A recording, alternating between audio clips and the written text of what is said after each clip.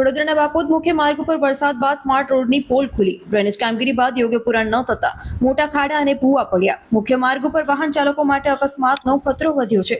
સ્થાનિકોએ કોન્ટ્રાક્ટરની બેદરકારી સામે પણ સવાલ ઉઠાવ્યા છે. કામના ઉદ્ઘાટન કરનારા પાલિકા પદાધિકારીઓની સ્થળ મુલાકાતની માંગ થઈ છે. સ્માર્ટ સિટીના દાવાઓની વચ્ચે રસ્તાની દુર્દશાથી લોકોમાં રોષ વ્યાપ્યો છે. બેદરકાર કોન્ટ્રાક્ટરની સામે દંડનીય કાર્યવાહી કરવાની સ્થાનિકોની માંગ છે.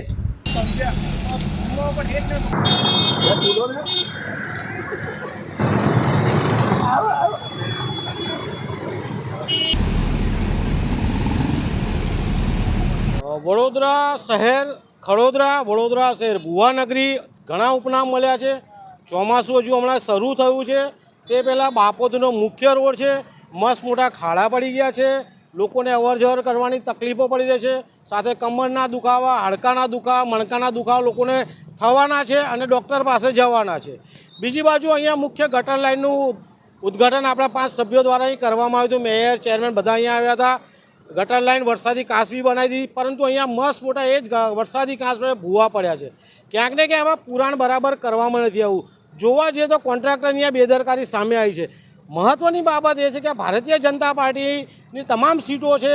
અહીંયા અધ્યક્ષના બોડીના એક સભ્ય પણ અહીંયા રહે છે. કોર્પોરેટરની અવર જવર છે.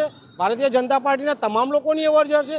તો આ ભૂવા પડે છે તો દેખાતું કેમ નહીં? કોન્ટ્રાક્ટરને દંડનીય કાર્યવાહી કેમ નહીં થતા? ક્યાંક ને ક્યાંક વડોદરા શહેર ભુવાનગરી જે બની છે, ખડોદરા જે બન્યું છે, ઉપનામ જે મળ્યા છે, એના માટે વડોદરા મહાનગરપાલિકાના આ સત્તાધીશો અને અધિકારીઓ જવાબદાર છે. સાથે અમારી માંગ છે 5 સભ્યોને ફરીથી એક વિઝિટ કરે, જોવા આવે કે ખાડા અને ભૂવા કેટલા પ્રમાણમાં પડ્યા છે અને ફરીથી ભૂવાનું પુરાણનું ઉદ્ઘાટન કરે તેવી માંગ છે.